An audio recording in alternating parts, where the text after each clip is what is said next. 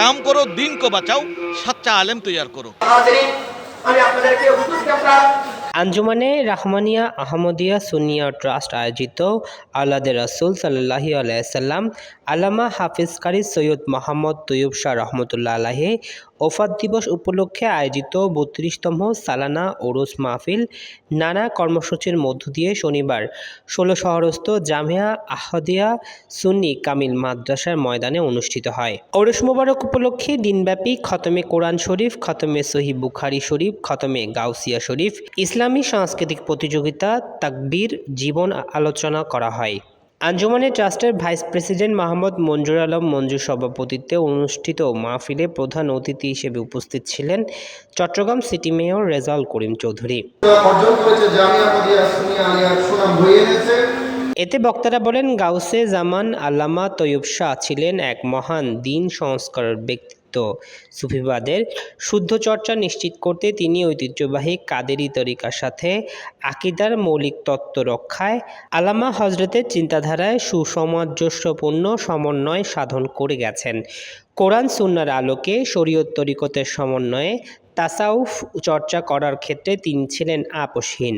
সালানা জলসা প্রধান অতিথির বক্তব্যে মেয়র রেজাউল করিম চৌধুরী বলেন, আল্লামা সৈয়দ মোহাম্মদ তৈয়ব শাহ রহমতুল্লাহ আলাইহি উনি এমন এক জাত ছিলেন যার বাল্যকাল থেকে সমগ্র জীবন জুড়ে আমার নবীর সুন্নাতের উপর তিনি অটল ছিলেন। তার গোটা জিন্দেগিতে আমার নবীজির একটা সুন্নাত কখনো মিস হয়নি। তিনি তার পুরো জিন্দেগিতে যে কাজগুলো করেছেন তার মধ্যে অত্যন্ত গুরুত্বপূর্ণ যেটি সংস্কার তিনি করেছেন সেটা হলো জশ্নে জুলুসে ঈদ মিলাদুন্নবী সাল্লাল্লাহু আলাইহি ওয়াসাল্লাম। হাজার হাজার ধার্মিক সমগ্র দেশের সমবেত হয়েছে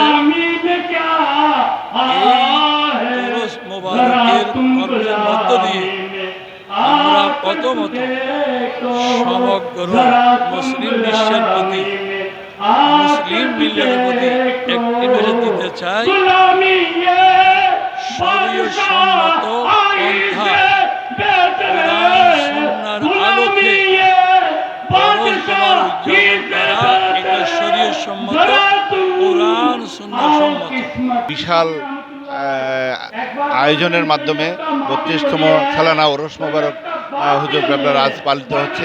রাহনুমাই শরীয়ত তরিকত হাফিজ কারি সৈয়দ মোহাম্মদ তৈয়ব শাহ রহমতুল্লাহ ৩২তম সালানা ওরস হচ্ছে। হুজুর কেবলার নির্দেশে বর্তমানে কয়েকশো মাদ্রাসা জন্ম নিয়েছে হুজুর কেবলার নির্দেশে, যেগুলো আঞ্জুমান পরিচালনা করে।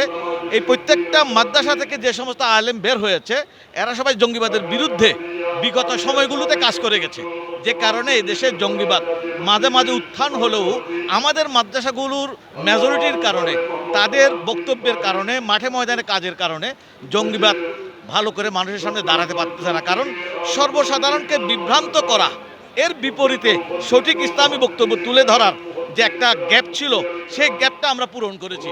এটা আমার হুজুর কেবলা সৈয়দ মোহাম্মদ তৈয়ব শাহ রহমতুল্লাহ আলাইহির দান।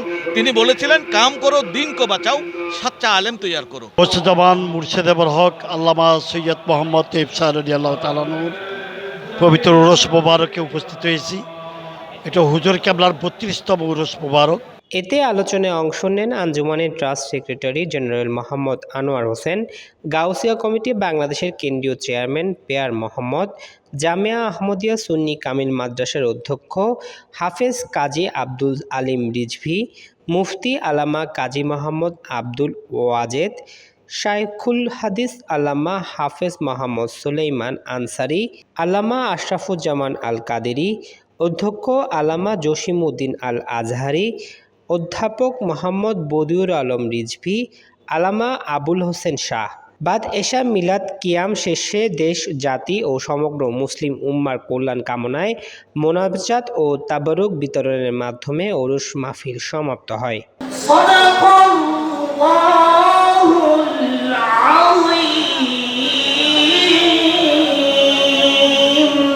নিউজ ডেস্ক, দৈনিক আজাদী।